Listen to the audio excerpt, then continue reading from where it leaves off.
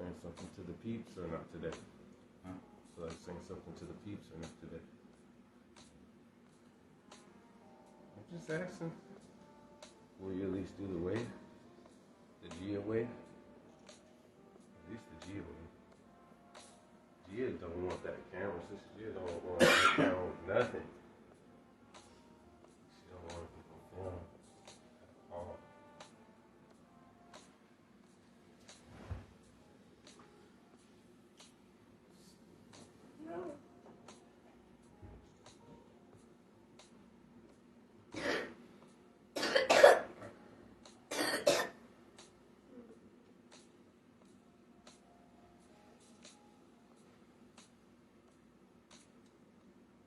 Shalom, Denman, Israel Ford.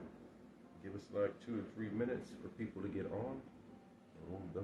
Sister Gia. Shalom. We give it a couple minutes and then we'll get into the book. Don't worry, we get into the book. We will get into the book. Give it time. Pray for Sister Whitney. Hopefully she recovers. And the whole house. You do too. Oh, see, we didn't go for a walk because you were tired yesterday, and it seems like you're tired right now. Hopefully, you get, well, yeah, we can talk. Mad stories to tell. But anyways, so pray for them.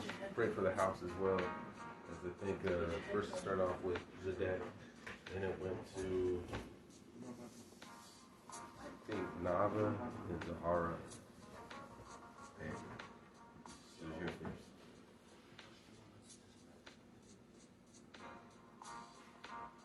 She's over here too.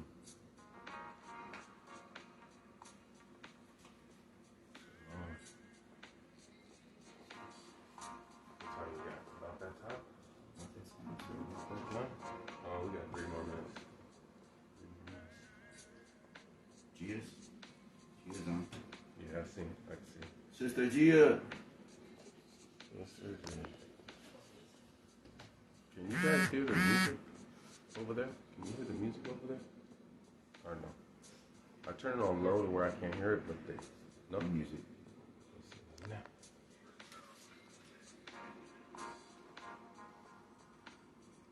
Okay, I hear it now.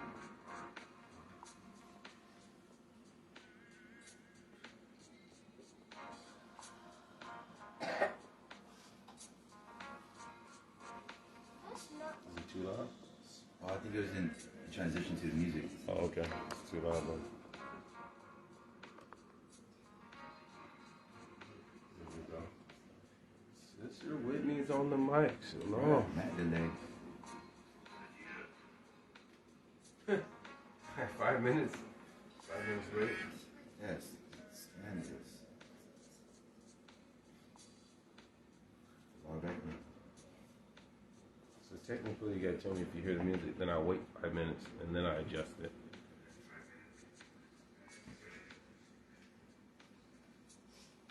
Shalom. You changed your cover page? Yeah, that other cover page you had was looking kind of weird. Thumbnail. Alright. Let's get it. Music off. Laura's on the mic. Okay. Laura, someone tried to contact me. I ain't gonna say too many names. I didn't know if it was the right person, so I'll probably have to link up with you, make sure it's the right one. Needing some help, but let's see what's up. I didn't know if it was a fake account or whatnot. So let's get into the book. Turn this music on. Welcome to True Hebrews United of Almighty Yeshua. It's your beloved holiness instructor, discipleship, drill sergeant, Bible. Get into the book. As usual, definitely give honor to the Almighty, the author and finisher of our faith, the one that governs our immune system, the one that gives us the ability to establish wealth, job opportunities, opportunities with people, to meet people, health, time with our family, time with our mother, our father, our sons, daughters, brothers, and sisters. Those are least times. He could take them at any time. So thank the Almighty that He's given us another week. Thank the Almighty that He's given us the opportunity to seek Him, that He allowed us to seek, come into truth. There are some people that will die a Mormon, die Episcopalian, Apostolic, Pentecostal, Baptist, Mormon, Jehovah's Witness, and die keeping this false Halloweens, die in their Thanksgiving, die in their Christmas. I'll be dealing with idolatry shortly because we'll deal with these pagan holidays. I should have dealt with Halloween, but whatever. So, some people will never come, ever learning and never come into the knowledge of truth. But He allowed us to come into more and more truth. As we be honest and we seek truth and seek salvation, the Almighty will open doors if we do it with sincerity. So definitely thank the people on the Facebook and the YouTube that share, like, subscribe, emoji, thumbs up, comment. I appreciate you guys. I love you guys. Please subscribe to the YouTube channel. Let's get that algorithm going. Even though they've been flagging videos from like 3-4 years ago talking about medical misinformation, they be flagging old videos. Some, like one of the main watch videos that has the most views, they flagged it and took it off. And it was like from 4 years ago. So definitely go there. Let's try to get that going before censorship is completely out of control. All the people, all the brothers and sisters that keep the Almighty's commandments, statute, judgment, precepts, ways, all the ministers keep the pastors, evangelists, and ministers out there doing the work of the Almighty. Double honor to them. And let's get into the book. So, the last time I dealt with jewelry, a sister had a question about jewelry. She was like, I noticed that a lot of people on Facebook, these sisters wearing a lot of jewelry and whatnot. And so we dealt on jewelry, how the Almighty took that away multiple times, and we do not find no scripture where He gave it back, especially to women. We dealt with, I left off with a mannerism that comes with jewelry, with men and women, or with excessive riches, or celebrity, or fame, or whatnot.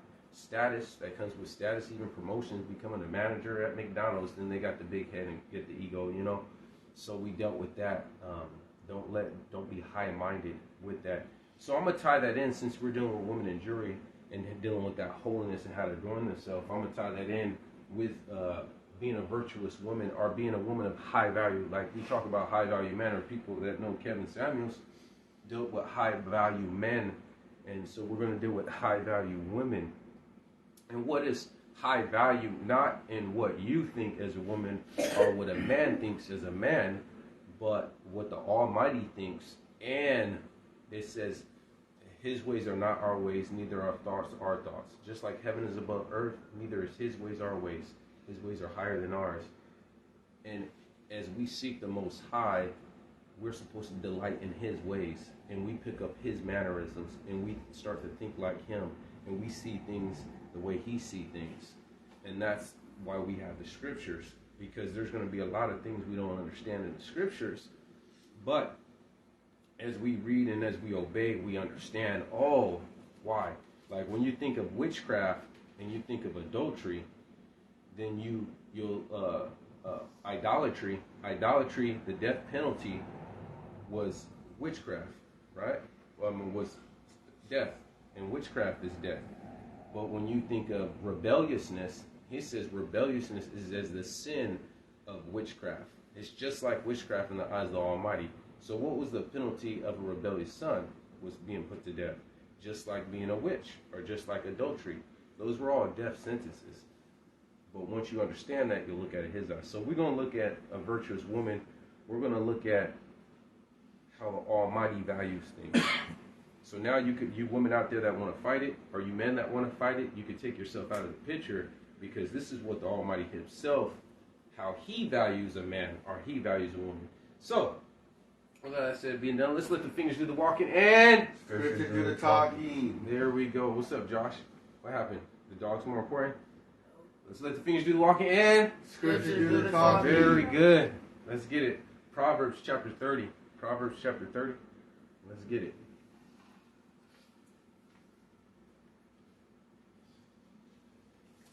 Proverbs 30. Praise the Almighty. And let's go with verse 11. Now this is Some of this is going to cover the men. I'm going to be really dealing with the women today. If you want me to deal with the men, I will deal with them next Sabbath. There'll probably be a 2 Sabbath service. Deal with the men if I have time, because I do have to go ahead and crush and get rid of this Halloween and this Thanksgiving and this Christmas that's coming up. But, so, if you guys do want me to deal with the men, I will deal with the men next service. Proverbs chapter 30. I'm going to start at verse 1. It says, the words of Agur, the son of Jachin, even the prophecy, the man spake unto Ithio, even unto Lithio and Ukal. Surely I am more brutish than any man, and I have not understanding of a man. I neither learn wisdom nor have the knowledge of the holy. Who has ascended up into heaven or descended? Who have gathered the wind into his fist? Who have bound up the waters in a garment? Who have established all the ends of the earth? What is his name, and what is his son's name? Yeshua. If thou can tell, every word of the Almighty is pure.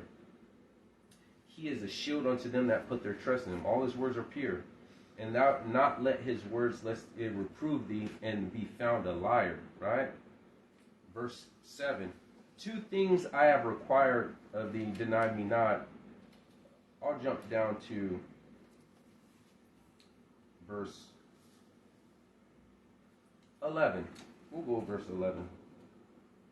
There is a generation that curseth their father and doth not bless their mother. So there is a generation even now. Now, one thing I want to start off with a virtuous woman is they were under subject to their father prior to being under subject to their husband. So they went from their father's house under submission straight to their husband under submission. So out the gate, her default setting is already knowing how to cooperate with a man.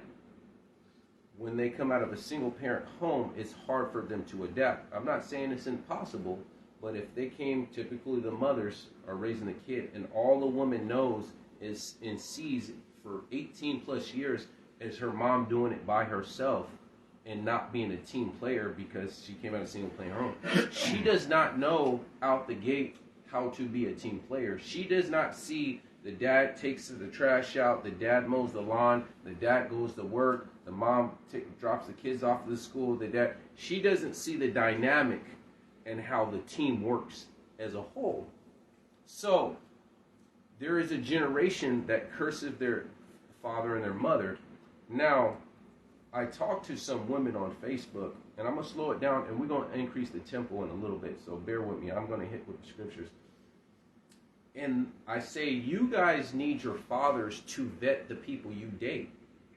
And they're like, oh, they don't have respect for their father enough to say, hey, I want to introduce this man to my father and let him go. If he could pass my father's filter, then my father will filter out 50% of all the garbage men. He may not filter out all because there's some people that are scam artists and con artists and will play the part and act cool and know how to be a chameleon, but 50% of them, so that means half the time you're wasting dating garbage dudes could be cut in half just by letting your father meet these people you're trying to date instead of just dating them, right?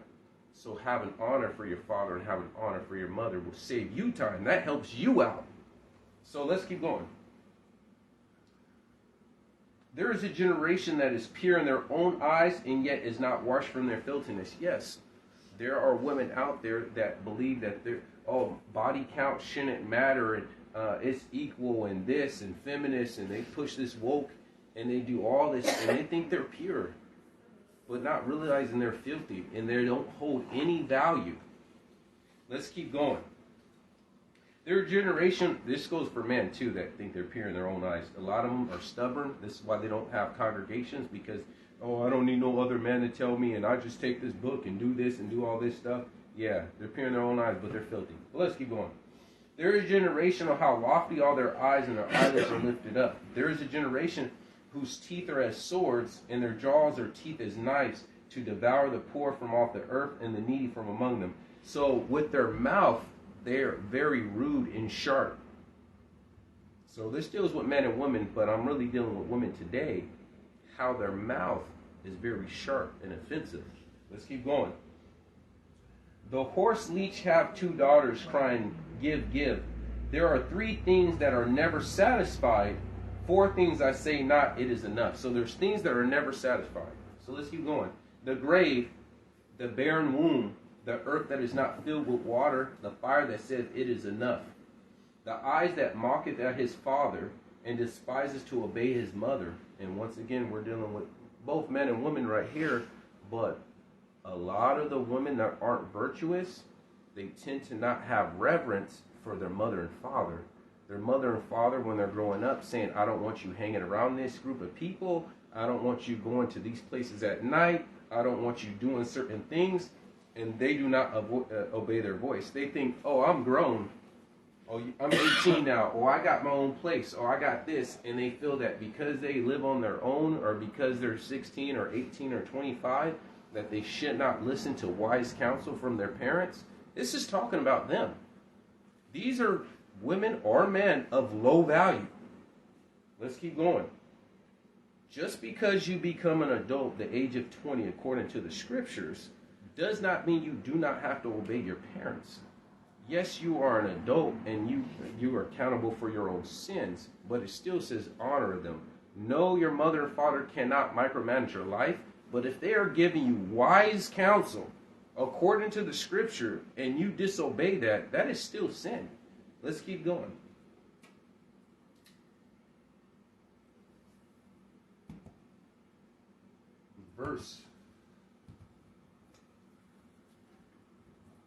We'll go to verse 21.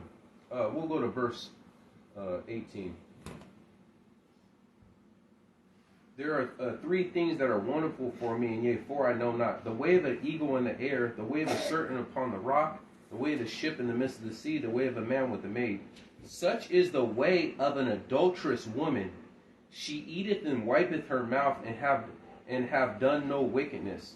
For these things the earth is disquieted, and the fort that it cannot bear. So we'll keep going.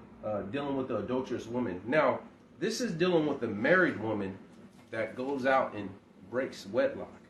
But there are single women that go out and be promiscuous. These are low value women and men that do this. This is low value. The Almighty doesn't value that. He values purity, men or women. Let's keep going. For the servant, when he reigneth, these are he's dealing with such the things that disquieted him. For the servant, when he reigneth, and a fool when he is filled with meat. For a odious woman when she is married, and a handmaid that is heir to the mistress. Odious woman, if you look that up, is a repulsive, or one that excites hatred, or disagreeable, offensive. Odious woman, she's very offensive, or she's disagreeable. Some women that just have to have the last word. Or men do this too. I'll get with the men. Don't trip. Some women like arguing for the sake of just arguing and not coming to a conclusion. And we're going to deal with the virtues. So I'm going to deal with the things not to do and how the Almighty values this right now. So I'm slow raining today. So now go ahead and give me Proverbs chapter 7. And this is thing you men out there to look for. Look for these things and avoid women that do these things. Even if they're in the body of the Most High, if they're doing these things, it may take them a year or 2 or 3 to start the Almighty start dealing with the things of the heart, the inward things like anger, forgiveness, all these things, animosity, envy, strife. It's stuff in the heart. It may take these women time. Even though they repent and they're keeping the Sabbath and they're not cussing, not drinking, not whatnot, they still may have these characteristic traits, and it may take time for them to let these things go. Proverbs chapter 7, we're going to go at verse 1. Proverbs 7, verse 1. It says, my son, keep my words and lay up the commandment with them. And these women out there, if you know, supposedly brothers and sisters are people, are women that exhibit these traits. You women out there that are trying to live holy, you should disassociate yourself from women that have these traits. Right? Keep my commandments and live, my law as the apple of thy eye. Bind them upon fingers and write them upon the table of thy heart. Say unto wisdom, thou art my sister, and call understanding my kinswoman. Check this out. That they may keep thee from a strange woman, and from a stranger with flattereth with her words. Check this out. For at the window of my house I looked through the casement, and behold, among the simples I discerned among the youth a young man void of understanding. And this is what happens when young men destroy their life, because they don't understand. They're 18, 19, 20, 21, 25. They become a football player, a basketball player at 21. They're making millions of dollars. They are void of understanding. They don't understand how women are. And same thing with women don't understand how men are. And they get manipulated and played or gaslighted and thinking they're wrong when they're in the right and whatnot. So, let's keep going. Passing through the street near her corner, and he went the way of her house, in twilight and in the evening and in the black of the dark of the night. And behold, there met him a woman with the attire of an harlot in subject and heart. Now, apparently, there is a dress, because we're dealing how women dress in modest apparel, not with gold or pearls or costly. There is a dress on how women were harlots back in this day. And when you look at streetwalkers, hookers, prostitutes, escorts, when you go down the streets and you see prostitutes walking down the street, you know by how she's dressed, she is a prostitute. And you see women these days dressed the same way.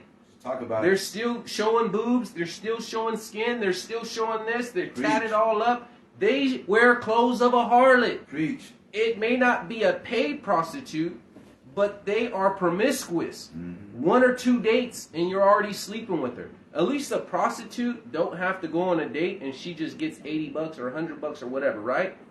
She will just go on a date. You take her to Applebee's and spend $20, and then on the same day she's giving up the same draws as the prostitute did. So actually the prostitute is smarter than some of these women these days. 2 or 3 dates, they're already giving it up. They're how they dress, showing cleavage, showing all their skin, wearing tight clothes. You're wearing the attire of a harlot. You're just not getting paid for it. So let's keep going. He's telling the truth. With the attire of a harlot and subtle in heart, she is loud and stubborn. Oh boy. Her feet abideth not in her house. These women, every weekend they go to the club, or they have to leave.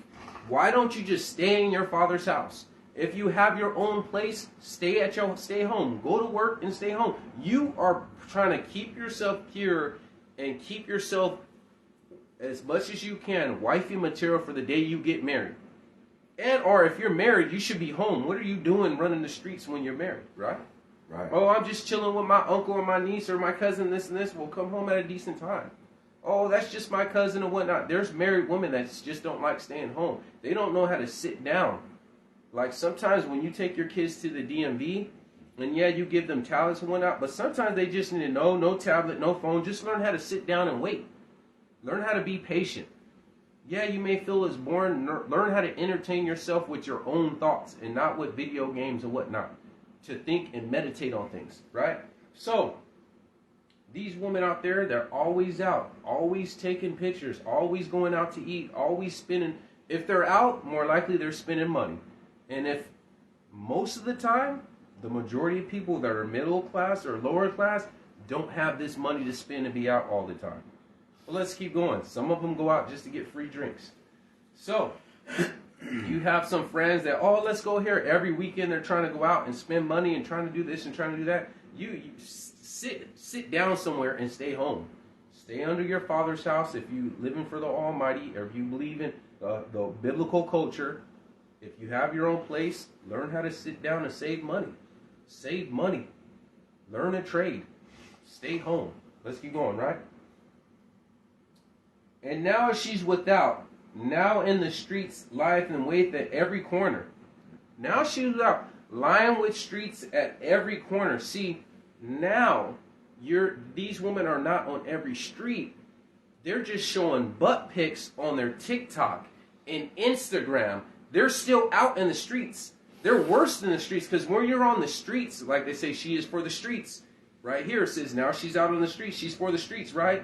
Now what they do is they just post their stuff on social media so they get their recognition further than a geographical location. If she went on a main street, right, or went to Las Vegas, she's only recognized in Las Vegas. But if I put out my butt pic all on social media, I could get more recognition. I could get more sex appeal, more attention, more free validation, right? Let's keep going. Now she's without. Now she's on the streets because she's for the streets. And from the streets thou art, from the streets thou shalt return. And the lieth in wait at every corner. So she caught him and kissed him with the impudent face on him. And this is how they catch him. You catch the man in their DMs. Man come crawling in your DMs, messaging you, this and this. I want to take you out, this and this. You're so pretty, you're so beautiful. Mainly simps that give out free validation, whatnot. But regardless, so they do this for attention. Women that do these things. Oh, wait up. I'm going too far. Let's go back to 11, and I'm going to come back to 13. She is loud and stubborn, and her feet abideth not in her house. Loud and stubborn. And if you look at some of these women, now look, we're going to come back to that. Go ahead, save this, bookmark this, give me Matthew 5:5.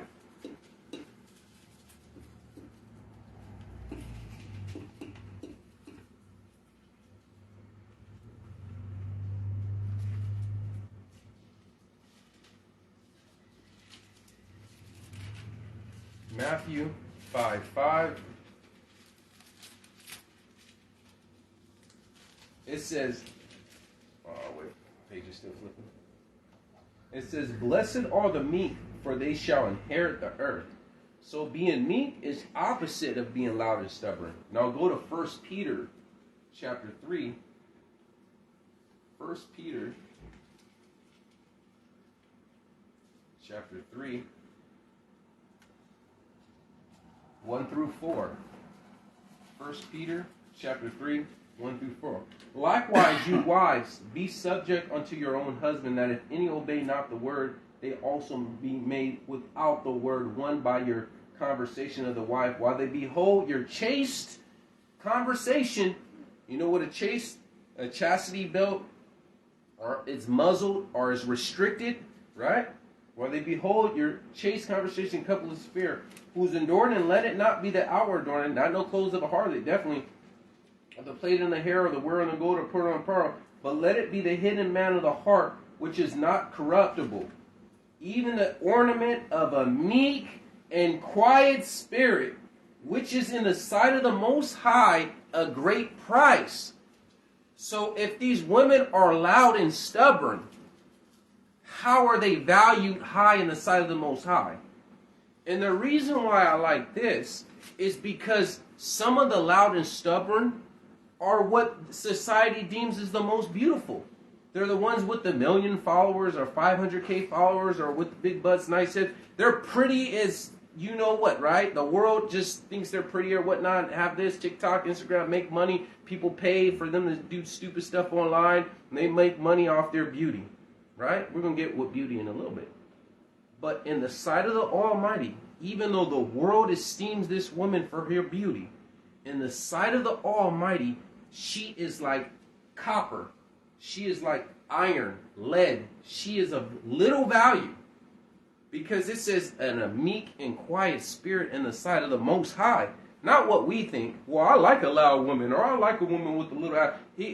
We're not dealing with you men out there. We're not dealing with... I just got to say I just call it how it is. I'm a straight shooter or whatnot. What's that cliche? I call a stud or a spade, and whatever reason why you want to use to justify why you're loud and stubborn or offensive or repulsive or odious, the Almighty don't view you very high, regardless of how you look, because you're using your value based upon the size of your butt or the size of your boobs or how pretty your face is, and that's how you value in yourself.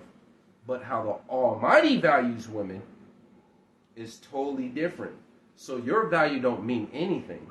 It's how the Almighty values people. All right. And so when the Almighty values people, this is a meek and quiet spirit. Now back to Proverbs, chapter 7, verse 11. She is loud and stubborn, and her feet abideth not in her house. So you could be an average woman, or even below average woman, or even what society would deem as ugly, right? I don't call anyone ugly or beautiful, because beauty is arbitrary. What I like, some people don't like. You know, I might like thick girls. Some people like small, like skinny, 80-pound petite girls. You know, I'm not attracted to that. So I'm not here to say what's pretty and what's not, right? So, but let's say what society or what people value as beauty. You could be what the world thinks is ugly, but have a meek and quiet spirit, and the Almighty will value this woman that has no viewers on her YouTube channel, no guys in her DMs, not nothing. You know, no man's paying for free drinks and asking her to go on yachts, and she's getting free trips to fly out there, and people's paying to just see a picture of her foot and all this stuff right there. These simps out there, right? But the Almighty values her over these women. Say it. They just get paid for taking pictures of their feet, or some women farting in a bottle and selling it, and men pay for that. There's just so many simps out there where they could. I mean, it's true. That's true. I don't know nothing about that. Simps be, hey, that's simps. I can't help it, man. I didn't grow up like that. Like true men of God, they see the beauty in that woman. Yep, that's right. True beauty. Yep, we're gonna get into that. That's right. That's right. So, verse 12. She is without, now in the streets. She's for the streets, and lieth in wait at every corner. So she caught him and kissed him, and imputed face said unto him, I have my peace offering with me, and day I have paid my vows. And it's weird because you always see these most ratchet women and men, I'll get to the men later, and they act like they have a relationship with the Most High. They really believe that. Oh, I've been praying for this, and the Almighty showed me this. I was looking at this cryptocurrency thing, and this guy tried to say, yeah, the Almighty showed me this cryptocurrency is going to be this amount of money. Like, the Almighty's not showing, like, you a sinner dead in your sin, and then trying to say the Almighty showed you about some cryptocurrency. Get out of here with that foolishness. But it'll be the people that's so far from the Most High will try to do that. Either they're trying to virtue signal, or they're delusional and deceive their own self and believe they have a relationship with the Most High. But let's keep going. And therefore I came forth to meet them, diligently seek thy face, and I have found thee. I have decked my bed with covers and tapestries, and carved my works with fine linen in Egypt. I have perfumed my bed of myrrh and aloes and cinnamon. Come, let us take our fill of love in the morning. Let us solose ourselves. See? Now, this woman's happened to be in adultery, but I'm going to show you how single women share the same characteristic trait. Because we also said an odious woman when they are married. So when a wicked woman, when she becomes married, this says it's the quiet. It hurts me. This is 3 things that I can't have rest in when we read that in the other Proverbs, right? For the good man is not home, and he has gone on a long journey, have taken a bag of money. So she's going to cheat on her husband while he's gone. With him, and I will come home at a day appointed. With her much fair speech she caused him to yield, and flattering with her lips she forced him. And he goeth after her straightway as an ox goeth to the slaughter. And he's dealing with, in the very beginning of this chapter, he's dealing with men void of understanding. And as a fool that corrects him to the stock, to the dark strike him through the liver, and a burst as a bird hastening to the stair, and knoweth not that is for his life. And these people have ruined their lives, impregnating the wrong woman. I'm going to show you this in a little bit. Right. Hearken unto me now, therefore, ye children, and attend unto the words of my mouth. Let it not thy heart decline unto her ways, and go not astray unto her paths. For she has cast down many wounded, yea, many strong men have been slain by her. How many football players and basketball players messed up, Kanye West, whatever, and they impregnated the wrong girl, and it ruined their whole life? Because they went after beauty, which holds little value, which we'll deal with in a little bit. Yep. They went after the looks and not went after the character of person. How many men have fallen victim, and then now, as soon as they have the kid, child support alimony. Child support alimony. That's the playbook. That's the playbook of the day. How many men you see say, oh man, we broke up and now she won't let me see my kids. There's some solid good dudes. Maybe they're not rich, but they just want to see their daughter. They want to see their son. And she won't let me because we're not together. Because I found another girl or I moved on, she won't let me see my kid. And they weaponize visitation of the kid against the father because of this. But this is what you get. See, a lot of this happens because you want to fornicate. So you get an unprofitable woman, a woman of low value, and you procreate with this woman, which you could have taken precautions for not to do that, and you fornicated and you sin against the Most High, and so you will reap what you sow. And so then you went after the most ratchet woman, and you expecting to get righteous or nice rewards. All right. You play stupid games, you win stupid prizes. Right. We understand this concept. You are led by lust. These men are led by lust and void of understanding, and they go ahead and procreate with these women of no value just because they're pretty or big butt or big boobs or whatever, right? Nice hips, nice silhouette, whatever, right? And then now it comes, and it says, let's read this in. It says, he goeth after her straightway as an ox goeth to the slaughter, and as a fool to the correction of the stocks. Till the dart strike him through his liver, as a bird hateth to the stair, and knoweth not that it is for his life. Your whole life is ruined because you went after a woman of low value. Your whole life is women. I've seen women on Facebook get impatient, and they marry a man that wears some fringes and say shalom, and less than a year later they're separated, and I could just narrow 80, 90%. I'm like, did he have a congregation? No. Did you go to a congregation? No. So why did you believe he is a man of the Most High? A son of the Most High? There is no way to know what he's obeying, what he believes, how faithful he is to the Most High if he does not have a congregation. He is not subject to any authority or governments according to the word. When it says unto governments and administrations, he set up this order for, so you go to this and you're blindly going to marry this dude that says, oh, I believe in shalom and I keep the Sabbath or whatever, right?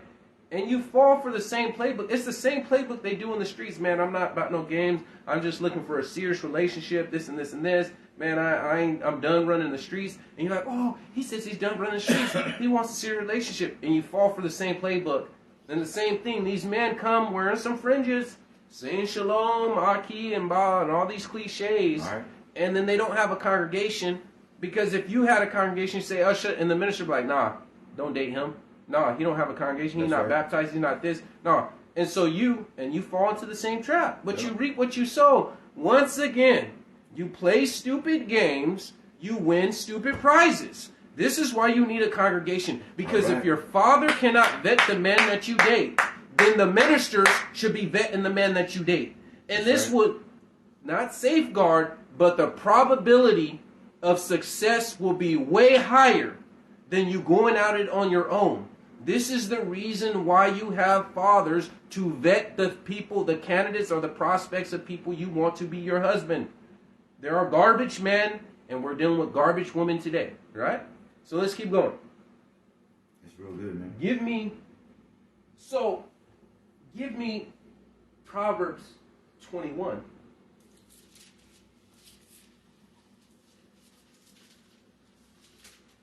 If your father's not in your life, you have the congregation, hey, minister so-and-so or brother so-and-so, I'm thinking about dating this brother. What's your thoughts? Oh, he's been coming to this congregation. He's pretty faithful when he goes in outreach, this and this.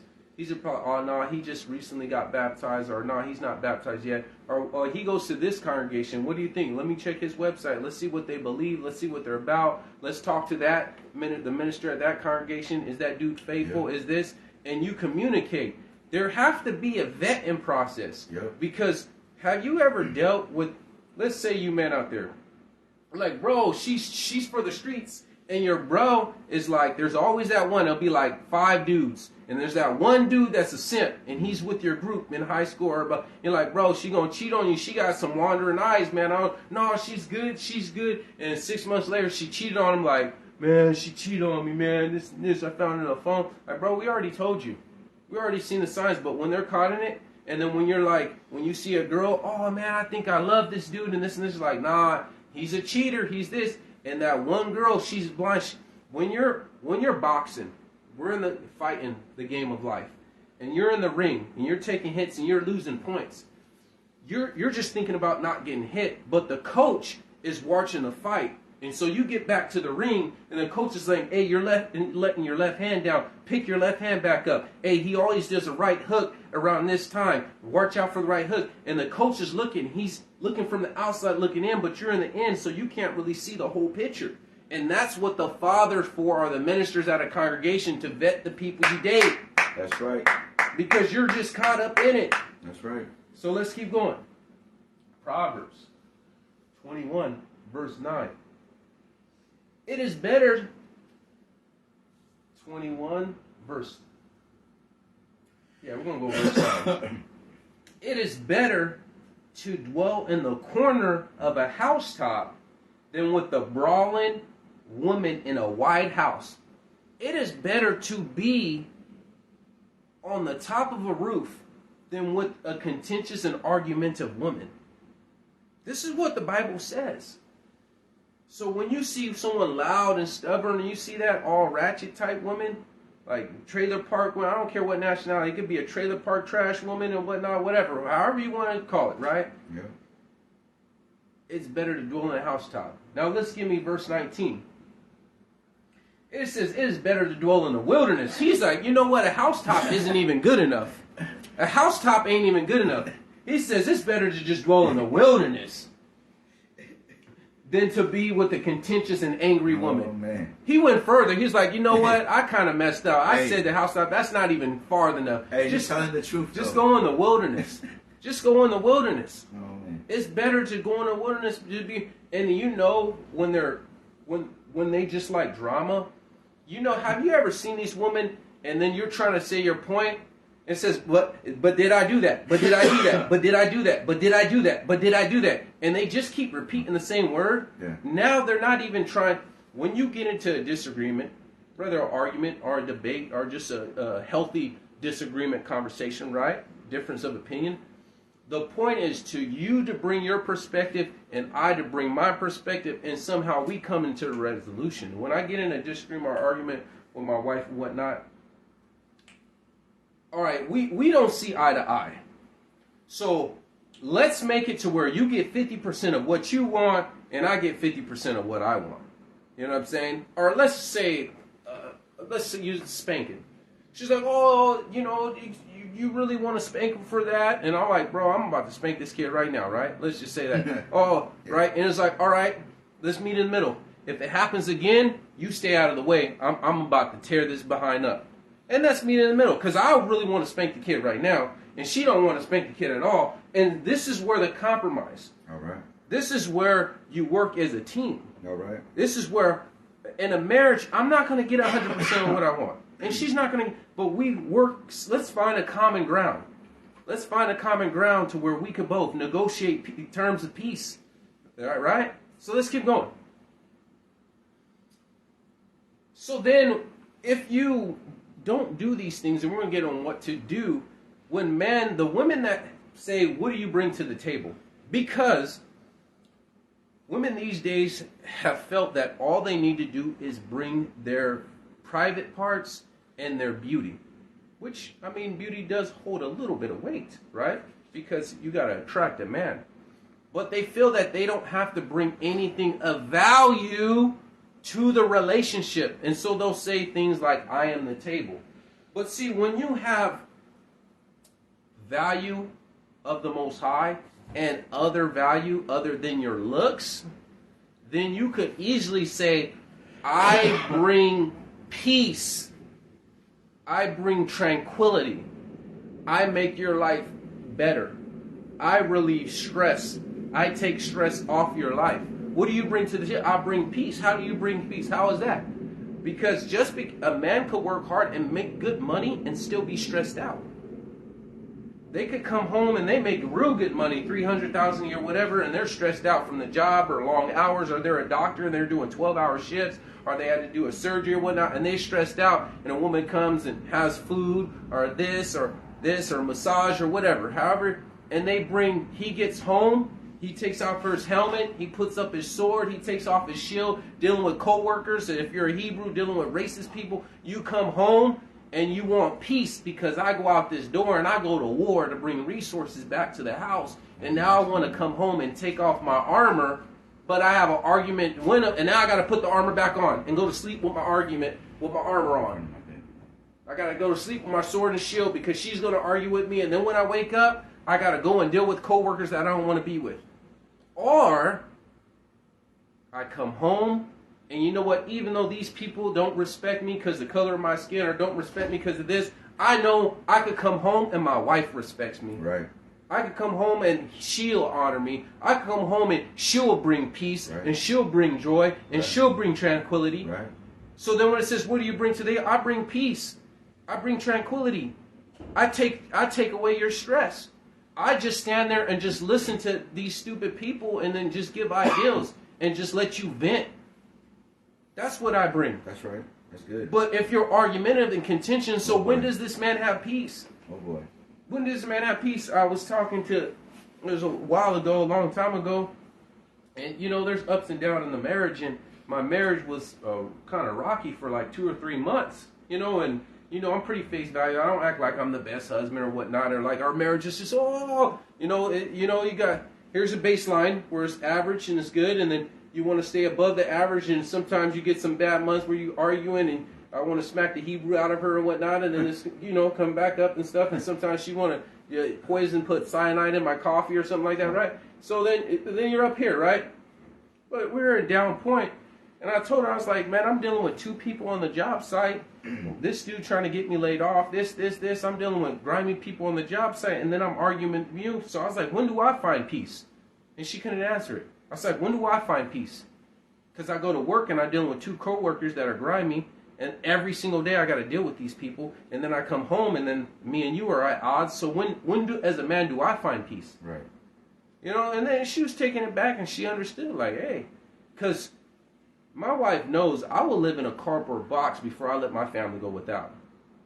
I will make sure whatever it takes they are taken care of, and I'll go without before I let them not be taken care of.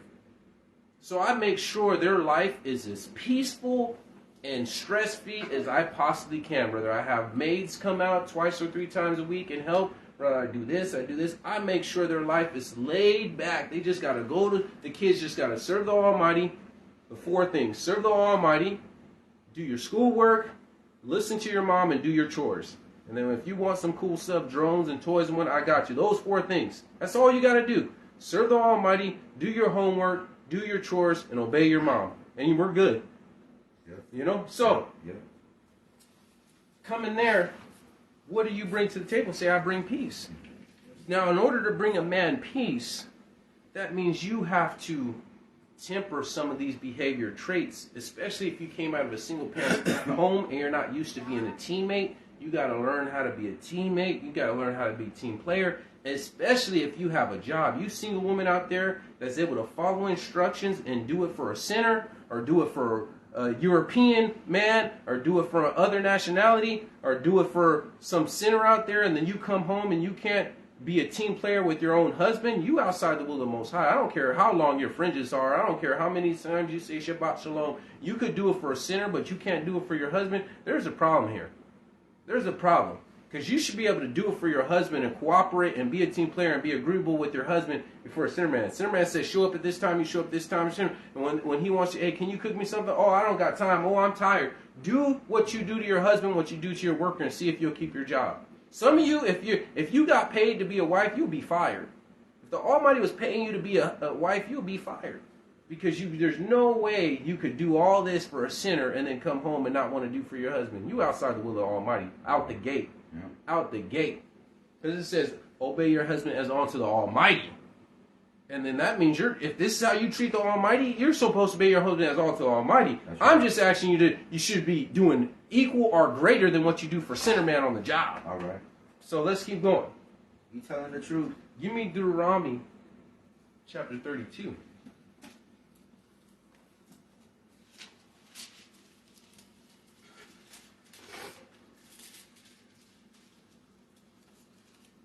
Deuteronomy chapter 32, verse 30. Let's go. Pre-workout. So pre-workout. All right. So, how should one chase 1,000 and two put 10,000 to flight, except the rock has sold them and the Lord shall shut them up? So, he gave us a promise that says one shall chase 1,000 and two shall put 10,000 to flight. We supposed to, as a team, accomplish more as a team than what we could do individually. Some of you men out there, when I deal with you men being lazy and having no ambition, and you need to increase your testosterone and go to the gym, and some of you men are overweight and fat and lazy and don't want to do nothing and want to stick to the 9-to-5 job that it barely pays the bills and don't want to do what it takes to make more money, I'm going to be dealing with you. But anyways. Oh boy. So these women are like, dude, I am literally better off by myself than having this man in my life. Because this man cannot be a leader because he's leading us to paycheck, to financial struggle, to the tire is flat and we can't replace the tire or the transmission, no vacation, no retirement, no life insurance, no pension. He is leading us, this ship, into being shipwrecked. So, but my main point is, one could chase 1,000, two could chase 10,000 fights. So we should be building. You men out there should be looking for a wife that you could build with, not just what's pretty. You women out there should be looking for a husband you could build with, not just what's handsome or not just financially. There is a lot of men that make good money that are terrible husbands, that will make terrible husbands, that will make terrible fathers. That I get it. Just like beauty isn't an end-all, be-all, so do a man that makes good money. Some of them have ego. Some of them, or a lot of them, are narcissists. They have problems. They think they're above. They're selfish people. Let's keep going. So, give me Ecclesiastes chapter 30.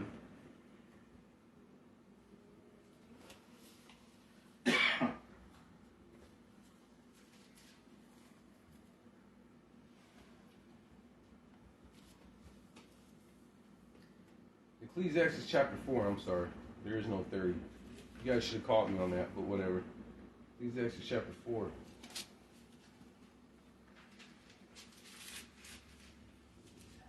Verse 7. Ecclesiastes chapter 4, verse 7. Shalom, Whitney Lay Gaston. Ecclesiastes chapter 4, verse 7. Then I returned and I saw vanity under the sun. Vanity under the sun. Let's get it. There is one. This is vanity under the sun. There is one alone, and there is not a second. Yea, he hath neither child nor brother, yet there is no end of all his labor. Some of you women, oh, I'm strong and independent, and then all these YouTube videos where I'm tired of being strong and independent. I'm tired of working, where you have to work and you have no one with you. Let's keep going. Yet there is no end to all his labor, neither is his eyes satisfied with riches. Neither said he, for whom do I labor? I bereaved my soul of good. This is also vanity, yet it is a sore travail. This is not good. It's not good to be strong and independent. It says, he that findeth a wife findeth a good thing. That means a man is looking for a wife. See the difference between how society has messed up this feminist and this woke? All right. When a woman makes good money, she says, I'm strong and independent. I don't need no man. When a man makes good money, he says, I need to find a wife. I want to start a family. When a man makes, the majority of men, when they make good money, they want a woman. They see the need for a woman and they want a family. You guys make good money and say, I don't need a man. But the men don't do that. The men say, I want a wife now. I want to start a family. I need a wife. And this is what's messing you guys up. Because you're so busy on trying to be strong and independent. When men make money, they don't want to be strong and independent. How many men you know that make good money say, I don't need a woman? That's that woman stuff. You women do that. We men don't say, I don't need no woman. We don't do that. We know the value of a woman. We understand that for some reason, the CIA and society has brainwashed you guys to where you feel strong and independent is the thing to be. But let's keep going. Proverbs, verse 8. There is no land, neither saith he, from whom do I labor. This is also vanity, yet it is a sore travail. This is not a good thing. Two are better than one, because they have good reward of their labor. One could chase 1,000, two could put 10,000 to fight. Some of you men, following beauty and being led by what's in between your pants, thinking with the wrong head, you're not going to even chase 1,000. This woman will ruin your life. And after alimony and child support and supervised visitations, you'll be lucky to chase 500. You are literally better off by yourself, which is not good. But it's even worse if you get a wicked, ratchet woman. And vice versa for you women.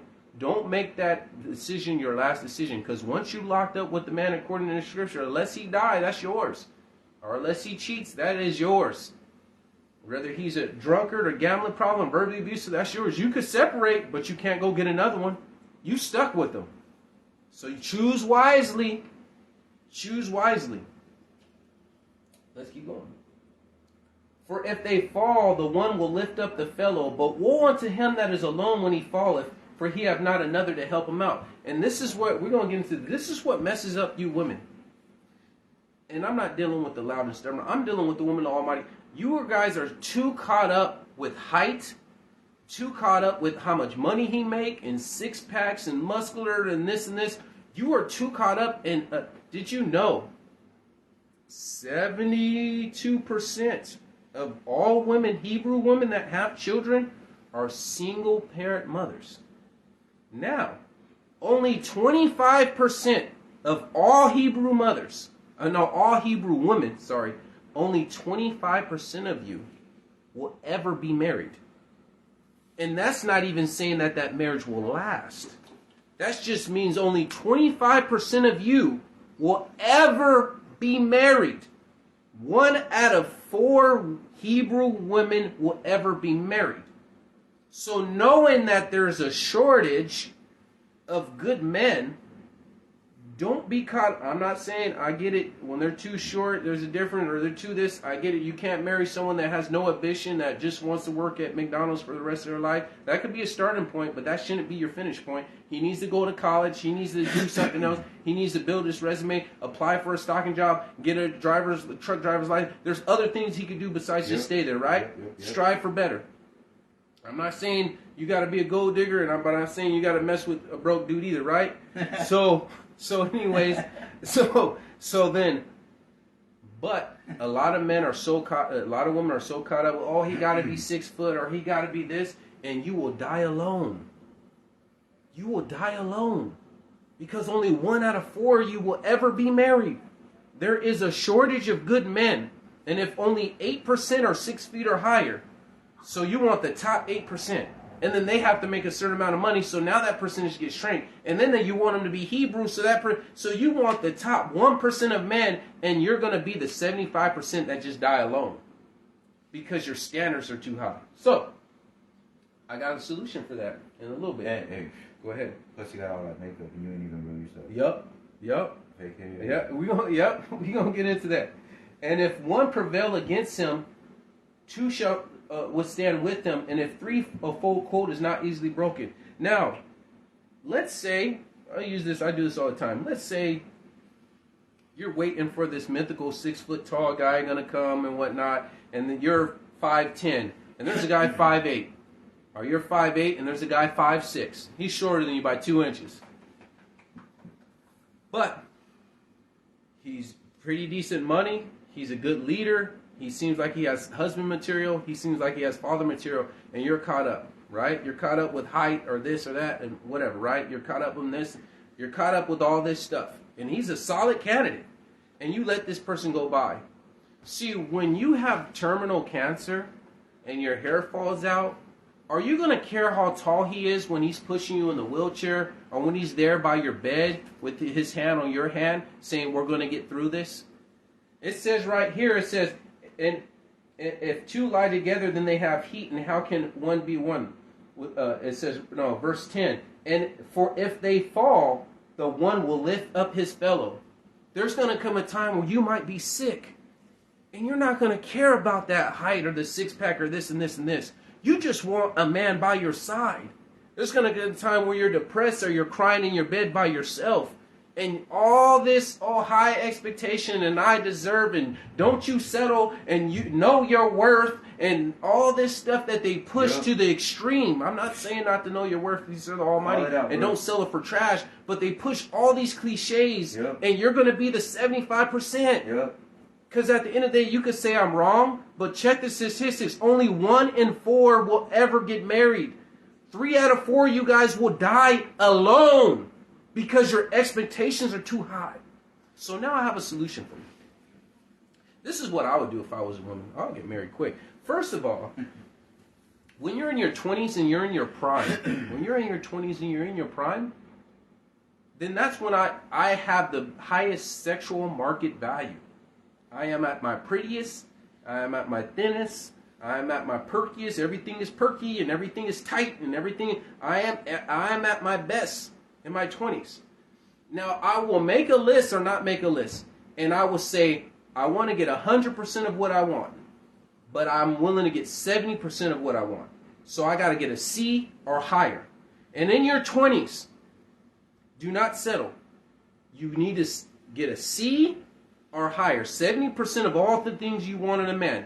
He may not be the height, he may not this. And whatever you get in your 20s, whether he's a 70% or 80% of what you want, or 100%, then you stick with it. But once you get to your mid-30s, all the good men are taken. So all these women in the hot girl summer and being a hoe, being in 304 and running around chasing the streets and being promiscuous, when they get into the 30s and they hit the wall and they realize we're all the good men, they were took. They were took because you waited too long. You were clubbing. You were trying to find the club dude and the thugs and the Tyrones and the Pookies and get it dug out and ran through. So now that you're not at your prime, you want someone to marry you and pay full value for a used vehicle. With high standards. Yes. So, and then there's your standards. Once again, their standards get higher. So now you're saying, well, I don't want a man that's this and that this, and they got to understand that I got to have kids. So now you have even higher standards, but you're lesser value because now you're in your 30s or your 40s. Mm-hmm. Now, if you're in your 30s and 40s and you're coming to the Almighty, just realize now you might have to accept 50% of what you want to 69% of what you want. But if you come in your 20s or 30s saying, I'm not taking less than 90% of what I want, you're going to die alone. I want a B+ or better. You're going to die alone. You're going to die alone because you can't have expectations so high when there's few people. You want the top 1%. Everyone's fighting for that man. Why not get the top 30% and find the good? He's good enough. And I found someone that will love me and cherish me. Because at the end of the day, a 6-foot person, I just use height because that's the main thing they focus on, and a 5'6" person, if the 5'6" person will still love you and cherish you and appreciate you, when you get 82 and he's by your side, you're not going to care. It's like the old man that I can't stand in the gym. They're like 80 and they feel that it's okay to not wear their towel and just be butt naked in the back of the locker room when I'm trying to use the bathroom at the gym. It's like they get old and they don't care. They just like, what's up, dude? Hey, everyone. Or the worst is when they watch the TV and their towel's on their shoulder and they're just like, just chilling. Just watching the TV like, can you take that towel off your shoulder and wrap it around yourself, please? So what I'm saying is when you get 60, 70, and 80, you're not going to be caring about this superficial stuff. You just want someone that's really going to love you and cherish you. That's going to be there for you. And so, yeah, this is a big deal now in your 20s and 30s and 40s or whatever, so you could showcase and have a trophy husband and all this stuff. But at the end of the day, when you broke your hip and he's helping you in the car, or he's helping you're sick and he's giving you your soup, and when you fall, he's there to lift you up, you're not going to be caring about a lot of that stuff. Even if he didn't make the most money, even if you made more money than him, but he was striving, and he's there, and he loves you, you're not going to be caring about all that stuff. You care about it now because you're young. But when you get old, you don't care. Go ahead. There'll be ups and downs, though. Yeah, there still be ups and downs. I'm not saying marry some dude with no ambition. I'm not saying go to 50 or 49% and go to garbage territory to get a man. As long as I got a man and he's putting his hands on you. I'm not saying that. I'm saying try to snatch a man, lock a man down as fast as you can in marriage, not child trap him. Lock a man down as fast as you can, Right. because it's going to get harder and harder the older you get. You're going to get more damaged good men, meeting men in their 40s and 50s that are damaged goods. They're like on the clearance section at Ross. You know what I'm saying? So let's keep going. Now let's get into what you need to do. You need someone you can build with. Give me Proverbs 31. You know this was coming. Proverbs 31. That's what I would do. I would have locked the man down real quick. Got in shape, went to the gym, locked a solid dude down, and call it a day. These women run around. Oh, you got to live life first. All that means is you just want to be promiscuous in your 20s. And then you want to settle down. And most of the women, when they settle down, it's because there's not as many men in their DMs. They notice that, it's kind of like all these men are coming to you, and then one day you're going to go to the club and realize more men are passing you by and going to other women. And you're going to be like 28, 32, and you're going to realize like, oh, I'm not pulling men. I don't get the validation like I used to. Time is setting in. They're going after perkier or younger or prettier women than me. I'm getting more men passing me by or not paying me any attention. I need to hurry up and snatch a man down. But by the time then, you're probably going to fall in the 75% that's going to die alone. You're probably going to fall in because you think you're going to snatch a good, solid guy. There's a percentage that you could be in that 25%. But, hey, if I'm betting, you're going to be in that die alone stage. Let's keep going. Proverbs 31. Last scriptures. Last script. What they call hit the wall, which is true.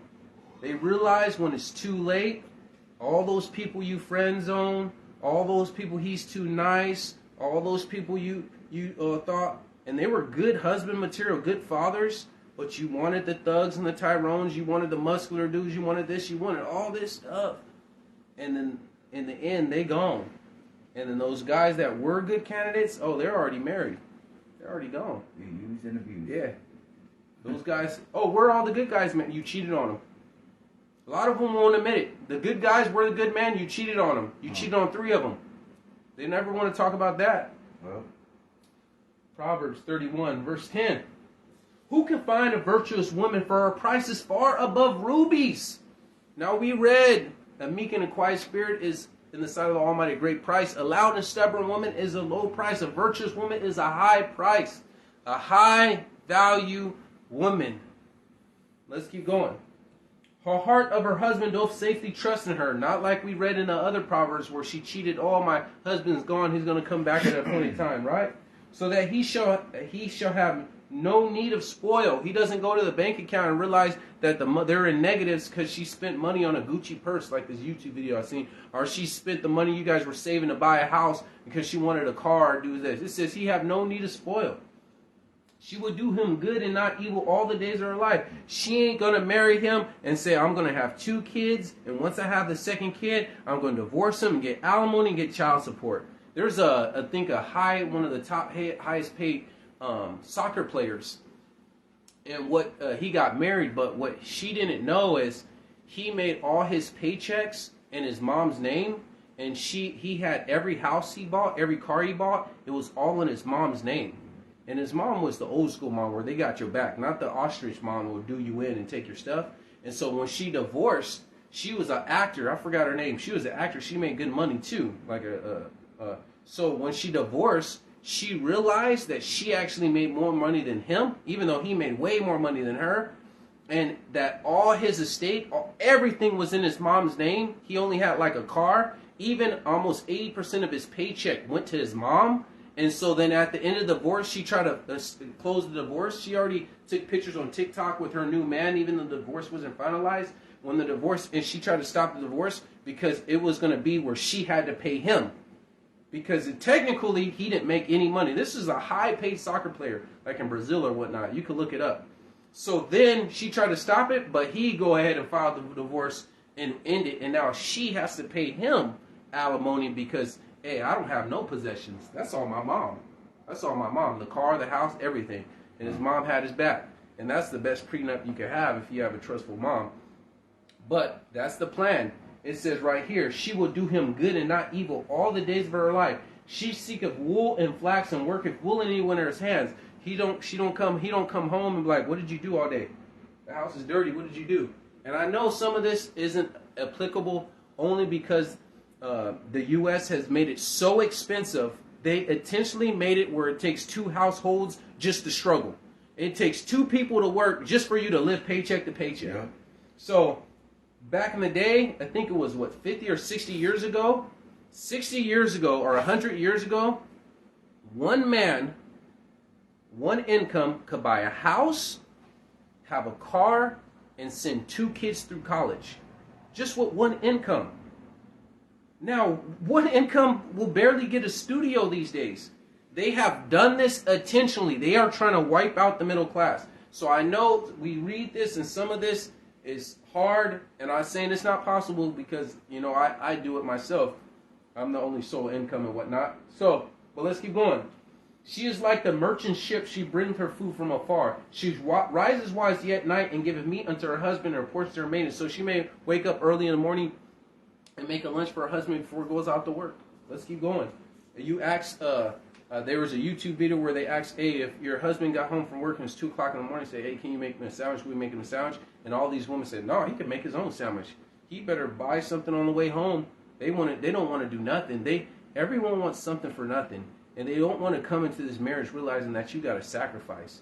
And a lot of these women come into the marriage and they like the ideal of the wedding and not the marriage. They just want to be married. They don't want to be a wife. They just want to have this big old cake and flowers and pictures and the special dress. They want the wedding, but not the marriage. So let's keep going. She considered fulfilled and buyeth it, and the fruit of her hands planteth timber. So she's wise with her money. She doesn't just go out. It does say the gift of God is to enjoy the fruit of your labor, but she isn't wise. She saves money or she uses money on good investments. Let's keep going. She perceiveth that her merchandise is good and her counter full and not out by night. If she got to wake up in the morning or wake up 2 o'clock in the morning and take care of a sick kid and change the bowl because the kid threw up and whatnot, she's up there. She stretches her hand out to the poor. Yes, she reaches forth to her hands to the needy. Ask them how many times they feed the homeless. That's a good thing. How many times they feed the homeless?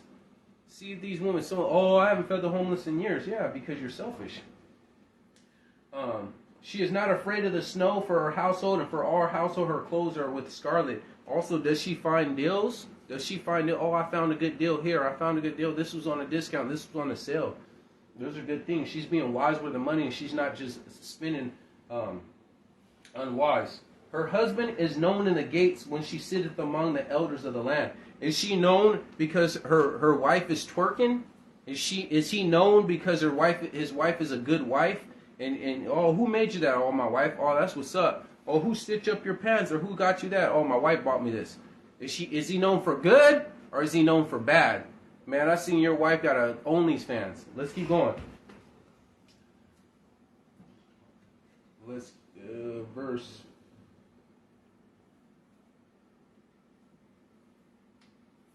24. She maketh fine linen and selleth it, and deliver her girdle unto her merchant. Strength and honor are her clothing, and she shall rejoice in the time to come. She opened her mouth with wisdom, and her tongue is the law of kindness. Because she have a good conversation.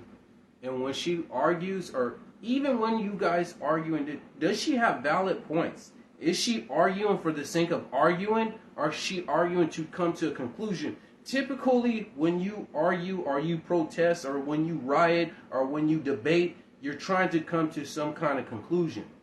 I'm trying to get you to see my point, and you're bringing it to get you to see my point, and maybe we're both right, so we got to meet in the middle. Maybe you're 100% wrong, and you need to apologize. Whatever, right? However this works out, you're trying to come to some kind of conclusion, right? And not for this to argue for the sake of just having drama or just having the last word.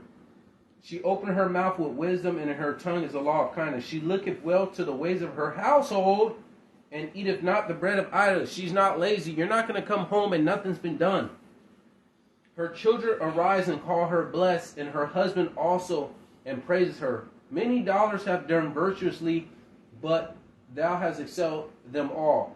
Favor is deceitful, and beauty is vain. Vain. You should not marry a woman simply because she looks good. You should not marry a man simply because he looks good. All the characteristics, traits of value and virtue, look at what she does. Virtue and value is what they do and not how you look. The Almighty is going to save a whole bunch of ugly people and a lot of pretty people going to the lake of fire. The Almighty is going to save a lot of poor people and a lot of rich people going to the lake of fire. All right. So let's keep going. Verse 30. Favor is deceitful and beauty is vain, but a woman that feareth the Almighty, she shall be praised. Give her the fruit of her hands, and let her own works praise her in the gates. That's good. This is what you should be doing as virtuous women. Dressing modestly, not with gold or pearls or costly array. This will make you valuable in the sight of the Almighty, and the men that really fear the Almighty, his sons, will see your value, and they will try to snatch you up quickly. Yep. You will not get, you need to find a congregation. You will not get, I'm not saying go find a congregation and get married, but you trying to do this, what every other Facebook woman is doing is just randomly finding a guy that just pops up in your message or DMs or whatnot, and you guys talk, and he says shalom 5 times fast and all this stuff, and then you realize that he was just nothing but a sinner, and he conned you and was a chameleon. It says there shall be false brethren, false ministers. It says wolves in sheep clothing. Find a congregation that could solve a lot of your problems. Go ahead, you're going to say Be a it. second. What's that? Be a second. Be a second. Second. Wife. Oh, second. Oh, the second wife? Oh, yeah. What about it? Oh, I'll bring up. Oh, yeah. Some of you single women, yeah. If you can't find a good man, come in as a second wife. Come in as a second wife. Even so, for that, a lot of it, if you came in as a second wife, oh, I don't want to share a husband, you're going to die alone. A lot of you women are going to fall because you don't want to share a husband or he's not tall enough. If you see a dude, right? If you see a dude that you see how he runs his house, you see how he's a husband with the wife, with the kids, with this and with that, and you could see what kind of life you're going to live. Like you date someone single, you don't know. You guys date, you have fun, you joke around, you go on dates, and then once you get married, you realize what the marriage is going to look like after you're already in it. But some of you guys coming in as a second wife, hey, that should be a thing. Also, too, some of the women that have kids, 1 or 2 kids, your probability of finding a man that's going to take on that load is the probability is lower. I'm not saying it's impossible because I know some people that's doing it right now. The woman had 2 kids and found a guy that didn't have none or whatnot. But I'm teaching my son, build your own house first. Yeah. You have no kids, you go and find a woman with no kids. You put your money in your children first. You don't get married to a woman and then now your resources go into another man's legacy. You're building another man's house. You build your house first, son. So my son that has no kids, I want them to date a woman with no kids. They're going to marry a woman with no kids. Now, as far as me or them, if they take on a second wife that did have kids, if I was thinking, let's take on a second wife, which I'm probably, I don't know, maybe I'll start taking resumes in a year or 2 or whatnot, thinking about getting a second wife or whatnot. But more likely, I'm going to just push the gospel hard. Yeah, I'll take a wife that has kids. Because it says pure religion is undefiled before the Almighty to visit the fatherless and the widows and keep yourself spotted from the world. So it'll be a good opportunity to take a wife with kids because they don't have a father. Yep. And I could be that father half time versus they don't have a father 0 time. They got That's a father right. half the time That's and right. be a male factor, a male influence in them. Yes, I'll do that. But I had my kids first, and I put my resources and I built my family first. I built my legacy first before I built another man's house. Because essentially that's what you're doing. A man is building another man's house. He got to reap all the joy, and another man comes and take all the responsibility. So all the viewers shortly drop after I talk about a second wife. All But right. anyways, praise the Almighty. But yeah, that's a good idea. You women out there that's trying to live holy, maybe you guys trying to look for a husband. If you don't have a congregation, you're gambling. And that's the gambling the Almighty told you not to do. You need to find a congregation anyways. And 2, if you ain't finding no single good candidates, all the single men aren't where they need to be, hey, come in as a second. See what's up. See if they entertain that stuff. So, with all that said, being done, keep standing. Don't drop standards. Give the Almighty a hand clap. Shalom.